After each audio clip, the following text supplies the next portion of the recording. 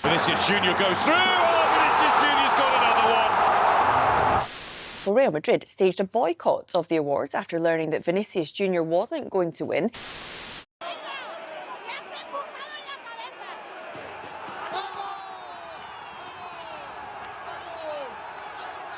Sometimes things need to be broken in order for them to come back stronger, and when you have a player of Vinicius Jr.'s ability, the likelihood of that is pretty high, though maybe you could question if that return to form would be at Real Madrid.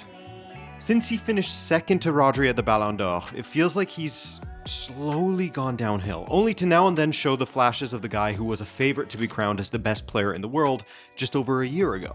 So why has he gone from unplayable to easily rattled and eclipsed by Mbappe at Real Madrid? There's a perfect storm, a mix of things that has led to this.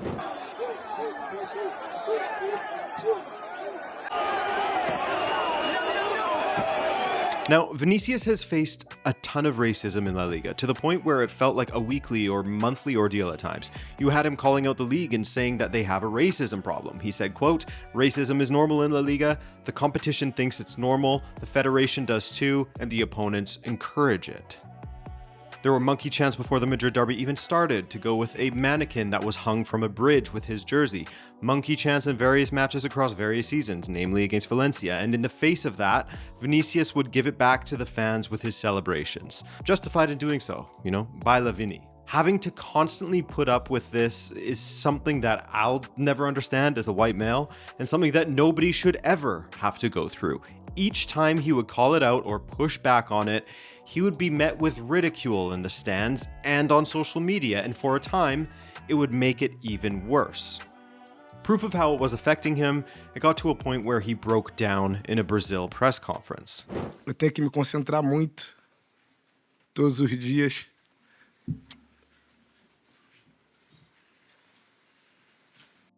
So the racism he has faced has been a through line in all of this, right? That's why I brought it up. It's just something to add into the pot. But before that, he was facing criticism from his own fan base and even his own teammates.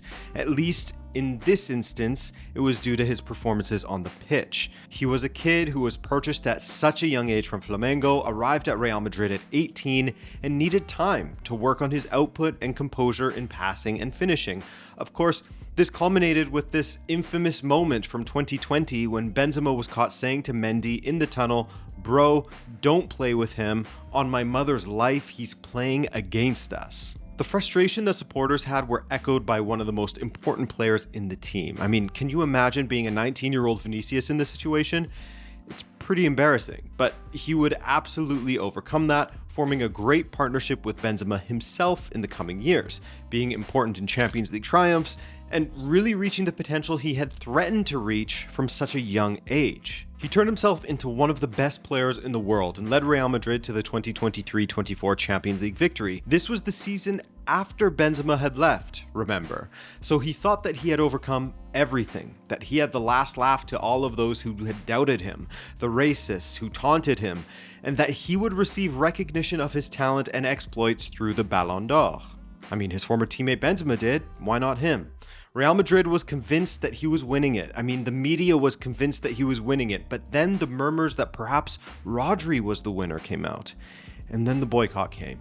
Nobody from Real Madrid showed up, Rodri won the award, and Vini Jr made this post, which said, "I'll do it 10x if I have to. They're not ready." In essence, a promise that he would show the world that he should have won it, and he would be playing for revenge in the coming years. Now let's look at some timelines here. Benzema leaves in 2023. Vinicius becomes the guy at Real Madrid after overcoming the doubt in him, the star that brought the 15th Champions League title to the club. That summer, 2024, Kylian Mbappe arrives, and he doesn't get off the ground running, at least not to his own Mbappe standards. Still, despite what Vinicius had just done, you had some people saying that his position was threatened by Kylian Mbappe, and so Vinicius is competing to be the guy once again at Real Madrid. And it seems as though admiration and validation from his peers and the world at large is extremely important to Vinicius, perhaps more so than with other professionals. And he gets rattled very easily. Not only did he see the Ballon d'Or as a snub, But cut to 2025 and suddenly Kylian Mbappe is outshining Vinicius. Suddenly there are talks of how Ancelotti should maybe consider dropping Vinicius in order to get the best out of Mbappe. That it's more worth it to have an Mbappe at the peak of his powers than a Vinicius at his. In other words, that Mbappe should be the focal point of Real Madrid, not Vinicius. Going even further, talk that Rodrigo, who had been banished to the right wing by Vinicius, was actually working better with Mbappe as he played on the left than Vinicius had. So his time as the icon at Real Madrid was short-lived, or at least shorter than he would have wanted. And while all of this is happening, Vinicius and the club are in contract negotiations. His current salary around 17 million euros per year. Real's offer, 20 million at the time. Vinicius Jr.'s demands, 30 million net per year, a figure that only Cristiano Ronaldo had received at Real Madrid. To this day, they haven't come to an agreement, and no doubt his drop in level last season, which of course he's aware of, didn't help his case. And this is perhaps less so, but his struggles with Brazil can't be overlooked either. No matter his club form, his form with Brazil has been underwhelming. With Neymar out of the picture, the, throne, if you will, was there for the taking with Brazil, and Vinicius failed to do so.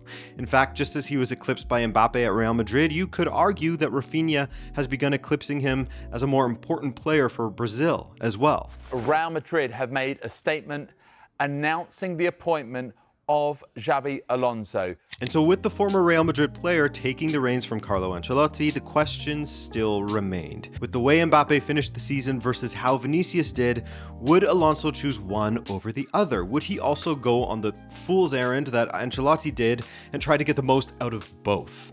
Well, during the Club World Cup, and according to The Athletic, as you can see here, given he had just a goal and an assist in the States, Xabi Alonso was planning on benching Vinicius for the semi-final against PSG. But with Alexander-Arnold picking up an injury prior, a change of shape was made with Vini playing on the right side of the attack, Gonzalo Garcia through the middle, and Mbappe on the left. This was apparently seen as a slight to Vini, as he realized he wasn't going to get priority in his favored position now. And that has continued through to this season. At one point, Vinicius was undroppable for Real Madrid, but that's no longer the case, as Xabi Alonso has chosen a different focal point for his team, Kylian Mbappe. The attack will be built around the Frenchman, not Vinicius. So once again, he's not the main man of Real Madrid, and he shows his frustration. Now, as time has gone on this season, the importance of work off of the ball is integral to Xabi Alonso, and in this area, Kylian Mbappe has improved greatly. Yes, the dude who was getting lectured by Luis Enrique about Michael Jordan and defensive contributions, only to ignore it all, is now working hard off of the ball under Xabi Alonso and is seemingly determined to have an unprecedented season, right? Further proof of this is that the players no longer decide on penalty takers. Mbappe is the penalty taker, and it's said that he even has the sort of first right of refusal for free kicks as well. This is Mbappe's attack, and Vinicius has to follow suit. On Friday, September 12th, Xabi Alonso said of Mbappe, quote, "Kylian is fundamental. He's in great shape, both his football and his personality. He takes that leadership role every day, although these responsibilities must be shared so we keep developing as a team." Rodrigo has been preferred to Vinicius on a few occasions on that left flank and has combined well with Mbappe once again. That's not to say that Vinicius hasn't been given opportunities, because he has, and he has taken a few of them, such as scoring and setting up Mbappe against Real Oviedo. He also scored against Mallorca and started against Real Sociedad, but didn't have any contributions. So against Marseille, he was dropped to the bench again, the second time in the opening 5 matches of the season. When asked about this, Alonso said, quote, "We need Vini, Rodrigo, Franco, Brahim. If there are private conversations, they stay at Valdebebas or in the dressing room. There will be moments for everybody to play. Nobody should feel offended if they don't play a game. The calendar is very demanding." Like I said at the beginning of this video, with the ability that Vinicius Jr. possesses, there is always a great chance that he will find his world-class form once again. But the point of this video was to analyze why he hasn't looked like himself more often than not in recent times. And it's the perfect storm that we've gone over. He's rattled because, he overcame adversity at Real Madrid and became the guy, all the while facing constant racism, only for his crowning moment to be taken away from him by Rodri, a deserving winner in my opinion, and his status as the Real Madrid icon to be taken from him by Kylian Mbappe, now seen as a leader through both performance and every other sense of the word. Plus, he feels like the club doesn't value him at his own valuation, as we have seen through the contract negotiations stalling. Xabi has emphasized that he chooses his team based on merit and that the team comes before any big names. So if Vinicius Jr. wants back in, then he needs to play like Vinicius Jr. again.